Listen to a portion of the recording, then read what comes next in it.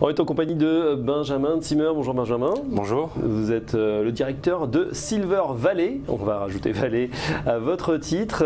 Voilà, il y a la Silicon Valley bien connue en Californie. On a désormais en France la Silver Valley. Racontez-nous ce que c'est, un écosystème dédié à cette Silver Economy. Exactement, le parallèle est très bon. Effectivement, aux États-Unis, les Américains ont eu l'intelligence d'exploiter le silicium.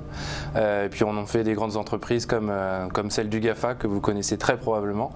Et puis nous, avec notre connaissance de notre territoire et notre expertise sur le vieillissement, on a essayé effectivement de transformer cette connaissance du vieillissement pour développer des produits et des services à destination de nos retraités et puis de tous ceux qui les accompagnent au quotidien. Voilà, quelques grands chiffres, on les connaît. Bon, tous, un Français sur trois. Les vieux de demain, en 2050, 2035 même. Alors même 2025, un Français sur trois sera âgé de plus de 65 ans.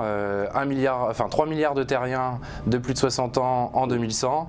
Et puis aujourd'hui, une population estimée de plus de 15 millions de personnes avec un âge de plus de 60 ans. Voilà, donc l'idée c'est de rassembler les acteurs de la filière de ce qu'on appelle donc la Silver Economy, ces entreprises qui se destinent à ces seniors, l'économie des seniors, très importante, d'autant que voilà, nos aînés sont souvent des gens qui ont plus de pouvoir d'achat ou plus que les générations précédentes et qui sont toujours avides de consommer. Alors paradoxalement, ils n'ont pas forcément le plus grand pouvoir d'achat. Ils ont effectivement la plus grande capacité financière parce que bien souvent ils sont propriétaires. Trois quarts des seniors sont propriétaires de leurs biens, sauf que leurs biens restent dans la pierre, le liquide, et une grosse difficulté à liquéfier en fait leur patrimoine pour que cette économie soit réinjectée dans l'économie réelle. Donc ça fait partie effectivement des sujets que nous travaillons. Les seniors aujourd'hui représentent 54% des dépenses totales de la consommation. C'est une source qui nous vient du Crédoc. Donc autrement dit, demain, avec la transition écologique, la transition numérique, la transition du travail, on a aussi la transition démographique à prendre en compte quand on développe de nouvelles entreprises ou qu'on fait de l'extension de gamme de produits et de services, notamment les grandes entreprises du CAC 40. Les entreprises justement, quelles sont celles qui font partie là, de la Silver Valley? Est-ce qu'on peut en citer quelques-unes? Alors vous avez les entreprises comme Orange, comme la SNCF, comme Transdev, comme Casino, comme Legrand, comme La Poste. Donc ça vous montre l'hétérogénéité en fait des marchés qui sont visés. Potentiellement, il y a des clients seniors dans tous les secteurs d'activité, là où dans une filière comme l'aéronautique, on est plutôt en silo. Là, nous sommes en transverse, et donc une filière qui est plutôt clientéliste plus que technologique. Justement, vous regardez avec attention les nouvelles mesures proposées par le gouvernement, et notamment cette hausse de la CSG qui pourrait menacer ce pouvoir d'achat des seniors. Alors effectivement, il pourrait, c'est bien du conditionnel, avec l'augmentation de la CSG d'1,7 pour effectivement des seniors qui ont un peu plus de 1200 € de pension par mois.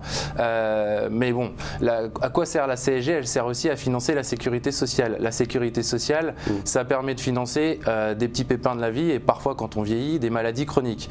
Et qui ont des maladies chroniques? Ce sont essentiellement des personnes âgées. Donc en fait, on va effectivement permettre de prendre un peu d'argent sur cette taxe, mais on va aussi la redistribuer de manière équitable pour tous. Donc au final, on est sur une mesure qui est plutôt sociale, qui effectivement vient prendre un petit peu de pouvoir d'achat à des seniors, mais il faut en parallèle de ce travail faire justement des améliorations pour aller chercher d'autres possibilités sur l'amélioration du pouvoir d'achat. Et je vais en citer deux exemples. On pourrait très bien demain réfléchir à une autre façon de penser le viager pour rendre une partie du patrimoine liquifiable tout en laissant la personne vivre et donc adapter son logement pour son vieillissement. On pourrait aussi, et c'est ce qui est en train de se produire, permettre à des seniors d'optimiser leur budget et notamment en ayant recours à l'économie collaborative.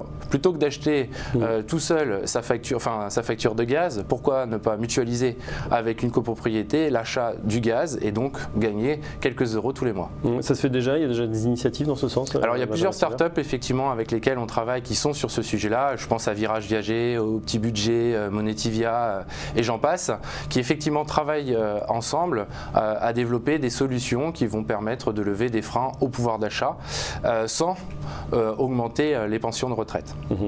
Alors bon, c'est une des manières dont les seniors pourraient augmenter leur pouvoir d'achat, hein, deux pistes. Les conséquences justement économiques et sociales, vous dites dans la France en 2030, une personne sur 3 aura 65 ans. Si on continue justement à faire grimper la CSG, qu'est-ce que ça pourrait provoquer? Est-ce que ça va vraiment amputer ce pouvoir d'achat? Alors il y a une étude américaine qui calcule un coefficient entre le nombre d'actifs et le nombre de personnes à la retraite. Il y a 30 ans, il était de un peu plus de 6, donc autrement dit, il y avait 6 personnes actives qui travaillaient pour une personne retraitée. Aujourd'hui, il est à 2,1, donc c'est-à-dire qu'on a 2 actifs qui travaillent pour un retraité, et ça va encore, cet écart va encore se réduire. Donc ça nous interpelle parce que effectivement, ça nous demande peut-être à réfléchir autrement sur notre société, sur l'allongement du temps de travail et sur l'aménagement aussi de ce temps de travail. C'est-à-dire qu'on sait que les seniors ont beaucoup d'expérience, et l'expérience, c'est pas quelque chose qui s'apprend à l'école, c'est quelque chose qui se transmet. Donc il faut réfléchir effectivement à transmettre, à laisser du temps aux salariés pour justement leur permettre de transmettre leurs compétences à des plus jeunes, et donc comme ça peut-être d'allonger le temps de travail, parce que c'est un vrai sujet, mais il va falloir financer les retraites. Notre système par répartition, on peut le dire, bat de l'aile, et il va falloir peut-être le penser autrement. Alors ça va être tout le projet qui va nous être probablement présenté par le gouvernement avant la fin de l'année. C'est-à-dire qu'on va travailler plus longtemps concrètement, Benjamin Simard? Travailler plus longtemps, à mon âge, on s'y fait, parce que de toute façon, je ne vois pas d'autres solutions dans 30 ou 40 ans par rapport à notre société, si jamais on restait sur ce modèle que l'on connaît aujourd'hui. En revanche, travailler plus longtemps, ça ne veut pas dire travailler plus péniblement. On peut très bien imaginer travailler plus longtemps en ayant plus de temps pour sa famille, pour ses activités, et puis pour se consacrer davantage à l'entreprise. Donc il y a vraiment un travail qui est pour moi un travail de management des ressources humaines en entreprise autour de ce sujet-là. Pour embaucher plus de seniors, notamment pour garder cette expertise ou cette expérience au sein de l'entreprise, de l'écosystème? En tout cas, pour ne pas la perdre déjà, parce que très facilement, on a recours au licenciement des seniors, surtout quand l'entreprise se transforme, se digitalise. On a recours effectivement à l'embauche de plus jeunes, puisqu'ils vont être effectivement nativement digitaux, et les seniors le sont peut-être un petit peu moins. Donc si on les formait déjà, peut-être qu'ils utiliseraient davantage les réseaux sociaux et ce genre de process de digitalisation. Et d'autre part, leur expérience, l'expérience client par exemple, est toujours précieuse. Et donc on aurait forcément des bons points de performance à gagner en travaillant plus en intergénérationnel dans l'entreprise. Je reviens justement sur votre initiative, la Silver Valley, qui existe depuis 2013. Exactement. 4 ans d'existence. Vous nous l'avez dit, donc plusieurs domaines d'activité. Est-ce qu'il y a des secteurs justement qui montent en puissance en ce moment? On parle beaucoup de voitures autonomes, de nouveaux services qui arriveraient, peut-être d'une robotisation, de la domotique qui rentrerait dans la maison. Est-ce que vous observez également ce phénomène? Tout à fait. On a effectivement des secteurs, les objets connectés sont de plus en plus fréquents dans le monde des seniors. Alors après, la difficulté, c'est qu'il faut donner du sens et une utilité à ces objets connectés. Capter de la donnée, c'est très bien. Après, pour en faire quoi, c'est le vrai sujet. Donc de générer des données pour savoir si effectivement la personne s'alimente bien. Ça, on peut le savoir en regardant quotidiennement son poids, pour voir si effectivement il n'y a pas à un moment donné des zones d'ombre et donc d'alerte qu'on pourrait générer et personnaliser de cette manière un traitement, ou en tout cas un suivi médical. On a effectivement de plus en plus d'entreprises qui réfléchissent à développer des robots pour en fait supprimer des tâches qui sont pénibles. Quand on a 85 ans, qu'on a du mal à se baisser parce qu'on a de l'arthrose dans les doigts ou tout simplement l'arthrose dans les genoux, qu'on a peur de tomber, de se prendre les pieds dans ses fils ou dans ses tapis, c'est vrai qu'un petit robot qui fait office d'aspirateur, ça peut être très utile. C'est de la science-fiction ou c'est quelque chose qui commence à arriver dans C'est pas la science-fiction, il y a la robotique domestique et je crois a actuellement ses heures de gloire, elle fonctionne très bien, il n'y a qu'à voir les chiffres d'affaires des entreprises qui développent ce type de robot. Il y a le robot qui tombe votre gazon aussi, donc tous les produits qui vont permettre aussi d'améliorer votre espace de vie.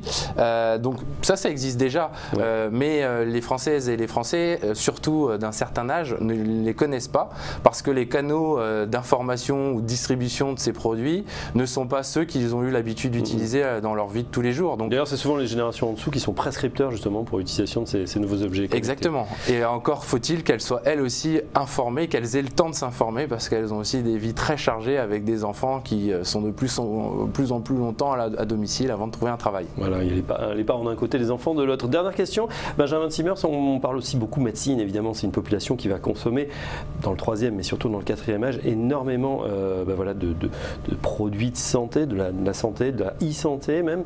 Là aussi, est-ce que les entreprises eh bien, adhèrent à votre initiative Silver Valley? Alors oui, parmi les 300 structures qui sont adhérentes à Silver Valley, on a de plus en plus d'entreprises qui s'intéressent effectivement à suivre, je vous le disais tout à l'heure, hein, des données de santé, faire de la e-santé. Donc, avec le vieillissement de notre population, on assiste aussi à une diminution des potentiels ou des ressources humaines qui peuvent travailler autour des personnes, notamment dans le sanitaire ou dans le médico-social. De plus en plus difficile d'avoir des diabétologues, des spécialistes de la peau, des dermatos pour justement travailler. Donc il leur faut pour ces personnes des instruments, des outils pour pouvoir à distance pouvoir faire un diagnostic et comme ça orienter de manière la plus performante possible des prises en charge. Donc oui, ça existe déjà. On est sur aujourd'hui des modèles économiques qu'il faut qu'on réinvente, notamment dans la santé, parce qu'on va demander de plus en plus aux médecins, avec de plus en plus d'outils. Il faut savoir, est-ce que ces outils vont venir empiéter sur leur temps de travail, et s'ils viennent empiéter sur leur temps de travail, il va falloir les rémunérer. Et donc ce sont ces questions-là qui aujourd'hui, notamment dans tout ce qui concerne la santé au domicile, est en train de se mettre en place. Voilà, en tout cas, la Silver Economy a le vent en poupe, évidemment.